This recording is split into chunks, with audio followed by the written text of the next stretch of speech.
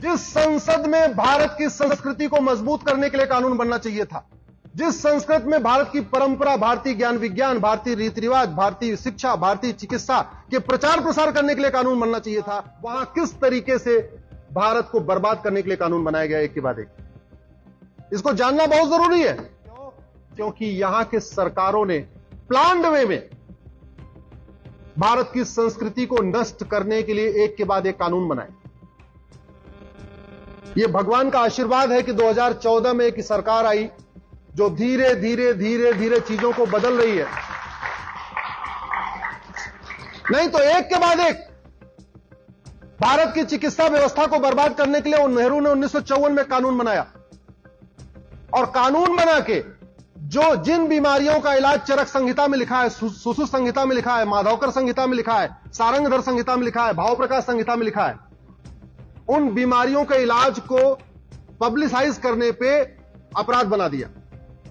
इसका मतलब जो आयुर्वेद के डॉक्टर हैं, जो चरक संहिता पढ़ते हैं, भाव प्रकाश संहिता पढ़ते हैं, महर्षि पतंजलि का योग सूत्र पढ़ते हैं, अगर वो पब्लिकली कहें कि हां हम इसका गारंटी के साथ इलाज करते हैं, तो उनको लीगल नोटिस चली जाएगी 1954 के कानून के कारण। पूरी लड़ाई वंदे मातरम पे हुई। 1971 में इंदिरा जी ने कानून बना के वंदे मातरम को सेकंड क्लास तक कर दिया। उस कानून को मैंने चैलेंज किया हुआ है।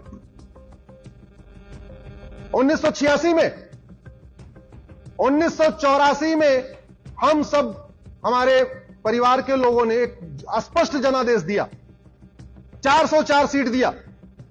अगले साल 1985 में राजीव गांधी ने कानून बना के सारे के सारे घुसपैठियों को बसाने का इंतजाम कर दिया। सिटीजनशिप एक्ट में सेक्शन 6 से जोड़ दिया। पूरे भारत के लिए सिटीजनशिप की कट ऑफ डेट 1947 है। असम के लिए उन्होंने कट ऑफ डेट 71 कर दिया। उसको हम लोगों ने चैलेंज किया है।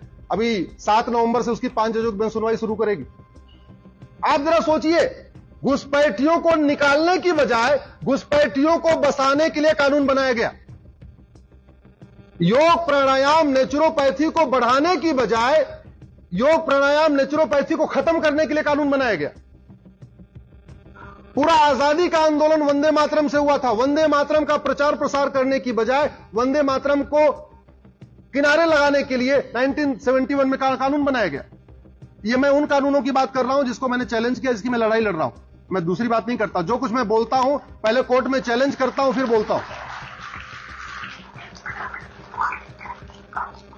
यहां पे मुगलों ने हमारे मठ मंदिरों को तोड़ा। सरकार की ड्यूटी थी उन मठ मंदिरों को रिस्टोर करती, काशी को रिस्टोर करती, मथुरा को रिस्टोर करती, ज्ञानवापी को रिस्टोर करती, अटाला को रिस्टोर करती, धार में भोजशाला को रिस्टोर करती, भद्रकाली को रिस्टोर करती। रिस्टोर करने की बजाय 1991 में नरसिम्हा राव ने एक कानून बना दिया, प्लेस ऑफ वर्शिप एक्ट, और जो कानून कहता है अब आप मठ मंदिरों के लिए कोर्ट भी नहीं जा सकते। वो हमने सुप्रीम कोर्ट में चैलेंज किया हुआ है, मामला कोर्ट में चल रहा है। अगले साल 1992 में नरसिम्हा राव ने फिर दूसरा कानून बनाया, हिंदुओं को बांटने के लिए एक माइनॉरिटी कमीशन एक्ट बनाया, और जहां बाकी कानून में हिंदू जैन बौद्ध सिख हिंदू कहलाते हैं, 1992 में जैन बौद्ध सिख को माइनॉरिटी बना दिया, जबकि सनातन के पार्ट है। यानी हिंदू मेजॉरिटी हो गया, जैन बौद्ध सिख माइनॉरिटी हो गया। जबकि सबकी संस्कृति एक है, सबका कल्चर एक जैसा। उससे भी पेट नहीं भरा। अगले साल 1995 में फिर एक कानून बनाया, वक्फ एक्ट। इतना खतरनाक कानून है जिंदल साहब, अभी वो कह दे ये गुरुग्राम यूनिवर्सिटी वक्फ की प्रॉपर्टी है, तो उस नोटिस को आप गुरुगांव की कोर्ट में चैलेंज नहीं कर सकते, आपको चंडीगढ़ जाना पड़ेगा। और चलो गुरुग्राम यूनिवर्सिटी वाले तो ठीक है, समझदार हैं, चले जाएंगे, 200 किलोमीटर दूर है, चले जाएंगे। वो झबुआ से आदिवासी भोपाल कैसे जाएगा जो 700 किलोमीटर पड़ता है? आदिवासी एरिया में इस वक्फ एक्ट के जरिए आदिवासियों का कन्वर्जन कराया जा रहा है। उनको नोटिस भेजी जाती है, ये तुम्हारी जमीन तो वक्फ की है। वो बोलता है जी क्या करूं? बोले काम करो, कन्वर्ट हो जाओ, तुम नोटिस वापस नहीं लो। इस तरीके से कन्वर्जन कराया जा रहा है। बड़े लोगों को नोटिस भेज के वसूली करते हैं और गरीबों को नोटिस भेज के कन्वर्ट कराते हैं। हमने चैलेंज किया उस कानून को भी। 2010 में नक्सलियों को, माओवादियों को, देश विरोधियों को, जासूसों को, गद्दारों को फंडिंग कराने के लिए कानून बना दिया कि विदेशों से फंडिंग होती रहे। और सबसे बड़ा पाप तो फिर 2012 में किया। आप लोग गूगल करना, Rahul Gandhi, Muslim personal law board, right to education, आपको एक गोपनीय टाइम्स ऑफ इंडिया की रिपोर्ट मिलेगी। जब राइट टू एजुकेशन बना, ये सारे स्कूलों पे लागू होता था। पर्सनल लॉ बोर्ड 2012 में मिलता है राहुल गांधी से कि नहीं, हमको मदरसा इसके बाहर चाहिए। क्यों? क्योंकि जब कानून के दायरे में आ गया तो मदरसों की ऑडिट शुरू हो गई। मदरसे में क्या पढ़ाया जा रहा है ये देखना शुरू कर दिया, सिलेबस क्या है वहां का, पढ़ाने वाला कौन है, सब जांच शुरू हो गई। रात को बैठक होती है, विशेष सत्र संसद का बुलाया जाता है। 2012 में मदरसों को राइट टू एजुकेशन के दायरे से बाहर निकाल दिया गया। एक के बाद एक लगातार कानून।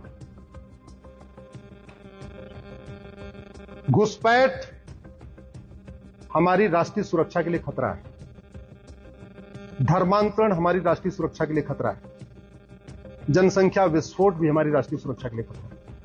ये तीन हमारे लिए प्रमुख खतरे हैं। और जो राष्ट्रीय सुरक्षा के लिए खतरा है वो हमारी सामाजिक समरसता के लिए भी खतरा है। ये दोनों अलग अलग चीजें नहीं है,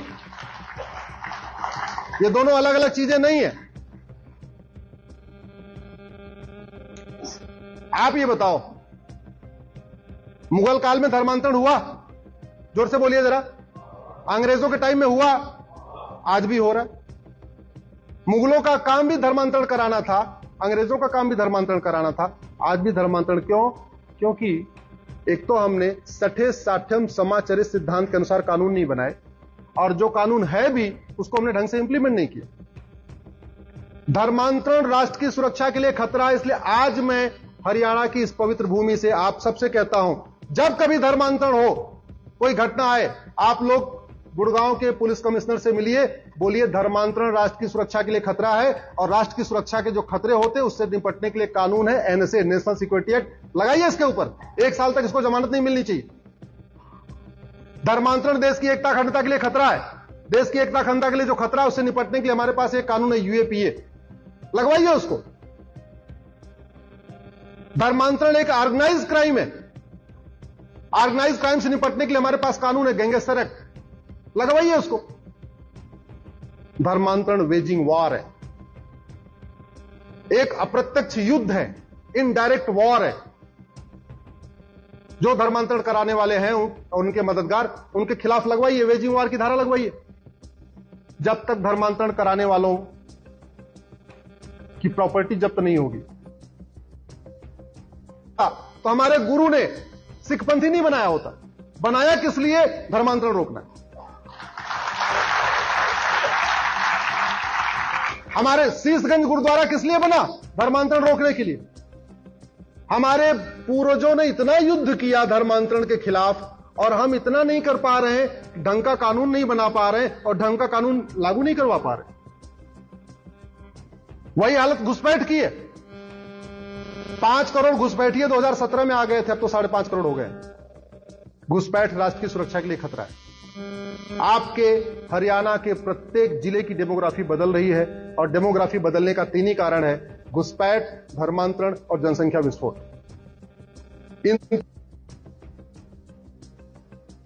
लेकिन बैठे बैठे आंख बंद करके न धर्मांतरण रुकेगा, न घुसपैठ रुकेगी, न जनसंख्या विस्फोट रुकेगी। तीनों के लिए कठोर कानून बनाना पड़ेगा। कानून का राज है, तलवार से आप रोक नहीं सकते। तलवार से अगर तलवार निकालेंगे धर्मांतरण खिलाफ आपके खिलाफ मुकदमा हो जाएगा, तलवार निकालेंगे घुसपैठ खिलाफ आपके खिलाफ मुकदमा हो जाएगा। किसी का आप धमका के अगर जनसंख्या विस्फोट रुकवाएंगे आपके खिलाफ मुकदमा हो जाएगा। ये तीनों समस्याओं का समाधान कानून बना के ही हो सकता है।